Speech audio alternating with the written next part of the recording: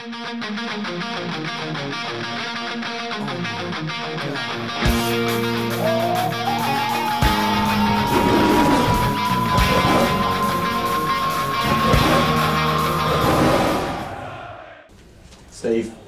the last two away games, you took really good points. Is it a different challenge this weekend against the side right at the foot of the table?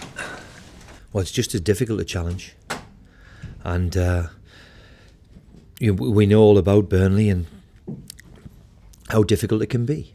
And, every report I've got on them says the same thing. They've still got a great spirit amongst themselves. They're still desperate to go and play in the Barclays Premier League. They're desperate to stay there. They've got a spirit amongst them which will demand that we have to play well. We will have to play well.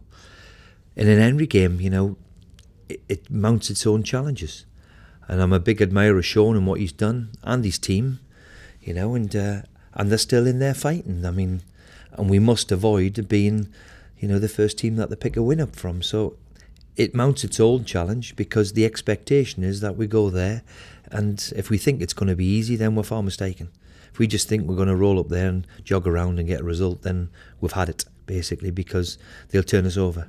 So we have to go there with a mindset that we're going to play in it, Liverpool or Arsenal. And that's the thing we've been talking about all week, to just make sure that we have that mentality to go and get something from the game. And do you expect the first 20 minutes in particular? Well, it always is. I mean, if we knew how difficult it was last week when we conceded after 2-3 minutes. The first goal is usually always the key to it. And you're right. I mean, in every game we've seen them, Burnley, especially at home, they've come out the blocks flying. And as I said, they've got a great spirit amongst them. They've got a great attitude. They're all desperate to make their mark in the Premier League, and that's pretty evident for everybody to see. There's a break after this game for the internationals. 3 points does change the league table. Yeah, of course, it takes us. I mean, it's still all. We're just on a quarter of the way there, but usually after 10, 11 games, you can see usually where your season's heading to. So we hope that we can go and get a win if we can. Then with the first quarter of the season gone, then it's been a wonderful start for us. A win would probably take us probably into the top half of the division. And, going into the depths of November, we know we've got a difficult November and a difficult December, but then again, I say that every week here, it's difficult full stop in the Premier League. So if we can get to 14 points, it would be a huge yardstick. Quite a long injury list at the moment, so will some of those players be back after the break? Yeah, I mean, I'm hoping Harper, I'm hoping McGregor, I'm hoping Jelavic, I'm hoping Dawson. That may be a bit too soon for Alex, but certainly after that, then after the internationals, then we do hope that we can have them back, because you can't be without your big players, and especially down the spine of your team, your goalkeeper, your centre forward, and your centre half. It's never easy to replace. So we hope with a bit of luck, will stand us in good stead. Then they'll all be available. And you mentioned your goalkeeper there. You made a mistake last week. He also made some very, very good saves, didn't he? He did, yeah. How's his state? He's been terrific, the lad. It's not easy for him to come on at Arsenal. Not easy for him to keep goal at Liverpool.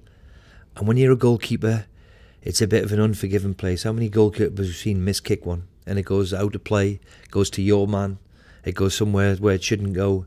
It went straight to Wanyama's feet, and to be fair to the kid Wanyama, he smashed it in brilliantly well. A goalkeeper has to put up with that, and you need your mates then to get you out of trouble a bit. And unfortunately for us, last week against a very good Southampton team, we didn't manage to do that. At the other end of the field, Hernandez, do you think perhaps he's missing having his partner Jelavic alongside him at the moment? Well, if I took the big boy Pele out of Southampton at the moment, and their focal point, your centre forward, I always said you're as good as your strikers. Any team for me is as good as your strikers. And Hernandez likes to play off, if the truth be known. He likes to play off and find little pockets of holes in and around a number 9. So, of course, he's missed him. Jelavic had a wonderful start to the season, and unfortunately he twisted his knee and had a cartilage operation. So the quicker we get our big players back fit, then of course it will help everybody concerned. You've allowed Figueroa to have his loan extended this week at Wigan. Is that one that might become permanent in January? Well, he's got to an age, Mino, where he wants to play every week, and that's normal. So we'll look at the situation. I'm not against I'm not against me players going out on loan. Brian Lenihan's just gone on a different reason. He's a young lad, gone out to Blackpool yesterday. So for all sorts of different reasons, Tom Ince is the same. We've let people go out on loan to go and get games, because the games, what we can offer them, and unfortunately the league with the reserves leagues, what we're in, then it's not going to do them any good. So to get them out on loan gives them match fitness, and if we have to bring any of them back, then they're in better shape, because it's very, very difficult. I keep asking the player just to train physically hard. They need to go and play games. So we've got a few out on loan, and that'll go for Mino, and different situations when different people will assess the situation in January. Steve, the game aside, do you have a bit of sympathy for Sean Dyche? He's on a massive learning curve, as he admits himself.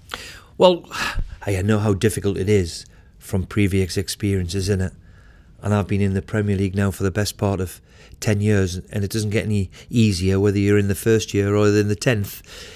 When you're a club like Burnley or Hull, no disrespect to us, or Wigan, then you know you're always going to be up against it. It's a real struggle, but you have to be, you have to look at them and think, well, he's not let his chin go down. He's still full of life. He's still full of energy, and the team epitomises that. If we think we can just go there tomorrow and turn up and we're going to win, it's not going to be the case. They've got a good spirit amongst them, and they're trying hard to stay in this league. Just a word about England. In a week where some 30-somethings have come back into the England squad, Carrick and Downing, are you surprised that the likes of Livermore and Huddleston don't get a sniff? Well, look, at everybody's their prerogative. When you pick a team, and the England manager's got the right to pick who he wants to. To be fair to Downing and Michael Carrick, they're very, very good players. And Downing, for me, has been one of the most outstanding players of the season so far. We've seen that at hand here. So that's for a question for other people. All I'll say to Jake and Tom is that they've got to keep just working at it, and who knows, they might get a chance. But at the moment, that's obviously the England manager's call. Just a word on George Boyd. He was a player that you were sort of reluctant to let go, really, wasn't he? Well, because he was such a great lad, do I let him go, or do I do the right thing for him? And he had a young family, and somebody was offering him a 4-year deal. I think he signed a 4-year deal. So with all of that things coming into, he was, if everybody was like George Boyd, then a manager's job would be very, very easy. And I think he epitomises somebody who's come through the lower leagues. There's no real edge to him. Really down to earth, well-mannered, polite, and trained every day as if it was his last. Was a wonderful athlete. I've got nothing but the hugest respect for him. When we brought him in, he gave everybody a lift at the club to get us over the line when we got promoted.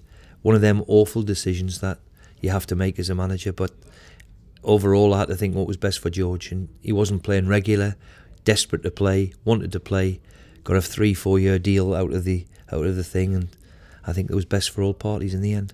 He could probably do the goal with it. Stop. I mean, how often do we see it? We've seen it, often. Longy last week, is he going to come back? And no, I wish him well, because as I said, he did fantastically well for me, and as I keep saying, if they're all like him, then my job will be very easy.